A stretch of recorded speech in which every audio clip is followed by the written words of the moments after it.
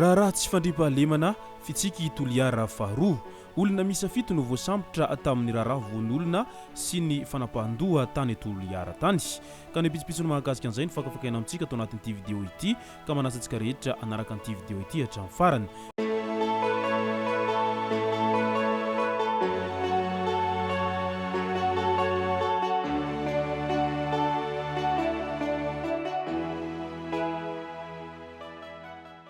Ny tonga tsy miarahaba hono namantezitra ka dia faly miarahaba isika rehetra mpanaraka sy tabaka an'ity chaîne ity tena amin'ny andro androany ity arakin'izay efa natsipiko zay dia ny mahakasika ny raharaha tsy fandripahalemana sy ny famongorana ireo mpanao ratsy any toliara any no tena iresantsika atao anatin'ity vidéo ity fa milohan'izay dia andao aloha iresantsika ireto tsara ho fantatra manaraka ireto fa lafosany saransidina anatiny mandoa hetra ny mpanjifa ary arotsaky ny Madagascar Airlines hanatsara ny fotodrafitrasa hoy ny fanazavana izay nentin'ity kompania ity hatrany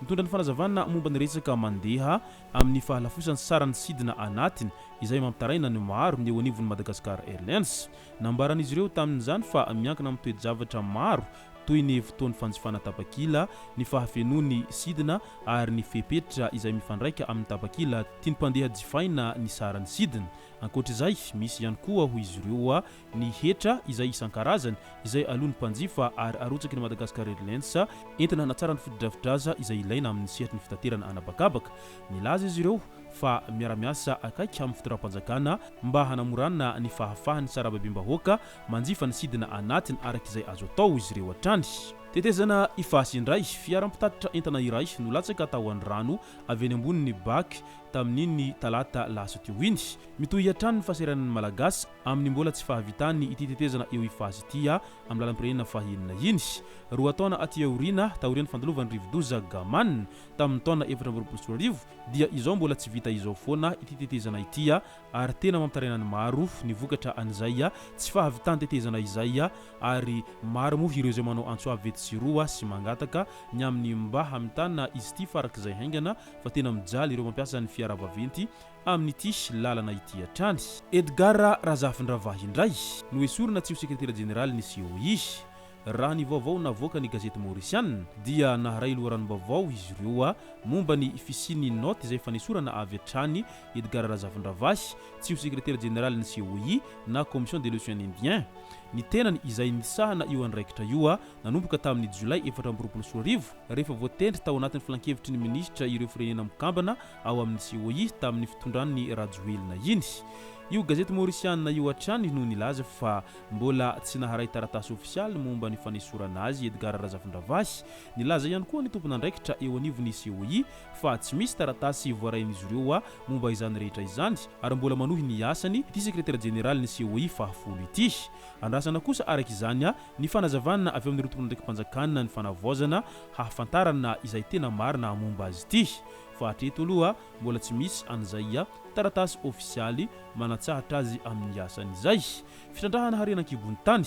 nahazo fahazahon-dalana ny fitrandrahana harenan-kibony tany amin'ny tetikasa fer beksopa nisantatra ny fanomezan-dalana hitrandraka na permis d'exploitation voalohany ny tetikasa fer beksopa iarahana amin'ireo orinasa akora resource araky ny fampafantarana izay nataony teo anivon'ny ministera harenan-kibony tany hatrany fanapahan-kevitra efa noraisy ny fitondram-panjakana nandritry ny filan-kevitry ny ministra ny 17 janoary 2024 lasa teo iny izao fanapahan-kevitra izao araky ny lalàna misy ny dingana vitsivitsy izay tsy maintsy arahan'ireo mialohany hanombohan'ny GASY isan'izany sy ny fandrotsahany orinasa akora resource anatin'ny tahirom-bolam-panjakana ny 300 amin'ny totalim-bola izay ampiasaina hananganana ny tetikasa izay iantohana ny fonds minier social et communautaire izay mitentina ray faingo valo tapitrisa dolara eo voalaza fa efa ndalana ny famoahana io dekret io mba hahafahana mampiasa araky ny tokony ho izy izay fonds minier izay. Manaraka izany hirosonina ny fanaovan-tsonia ny convention tripartite RCE izay iarahana amin'ny mponina any Beksopa ikalamavony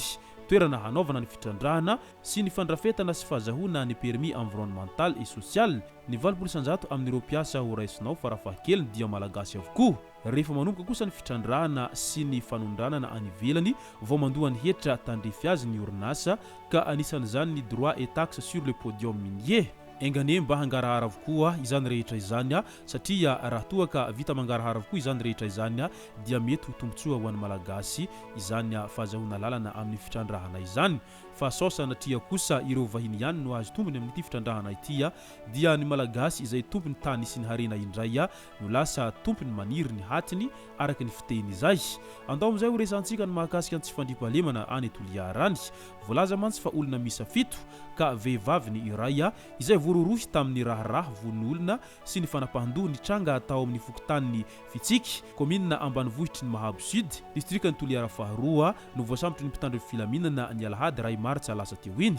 voalaza fa isan'ny mpanao asa ratsy toy ny fandraisana voamason'olona amin'ireo faritra samihafa izy ireo isan'izany ny ao Tsivonoy Ifaty Andrevo ary Fitsiky izay samy ao anaty district ny Toliara faharoa avokoa eo am-pelatanan'ny mpitandro filaminana ireo voasambotra ireo amin'izao fotoana izao ary mitohy ny fanadiadiana ka andrasana kosa ny torony raharaha eo anatrehan'ny fitsarana manoloana an'ity resaka von'olona sy ny fangalarana voamaso ity efa ela ihany isika zay no nandrefa misy ireo karazan'olona sy ny andian'olona izay manao aintso zavatra mihitsy ny mandeha mamon'olona sy mangalatra voamason'olona any amin'iny atsimononosy iny fa mbola tsy fantatra tena mazava ny hoe atao inona ireo voamason'olona izay angalarin'izy ireo ary izavy ireo zay tena paka anireo voamason'olona ireo satria matoa misy ireo zay miditra antsehatra manao an'izay asa ratsy zay dia mazava ho azy fa misy ireo zay paka an'izay simpividy an'izay voamason'olona angalarin'ireo tsy matatody eny ankanja izay ka mety azo lazaina hoe gros poisson ihany zany ireo olona izay paka n'izany rehetra izany fa tsy misy olona andeha hangalatra voamason'olona amin'izao fotsiny raha toa ka tsy misy ny mpanjifa an'izay voamason'olona izay angalarin'izy ireo zay ka eo indrindra ny tokony hanaovana fanadihadiana hatramin'ny fotony mba hahafantarana izavy ireo zay mirepetsapetsa ao anatin'ity raharaha ity hatrany tsy misy ny afenina ka tsy hipohitra izany ary tsy misy ny fiadanana ho an'ny mpanao ratsy araky ny fitenenana izay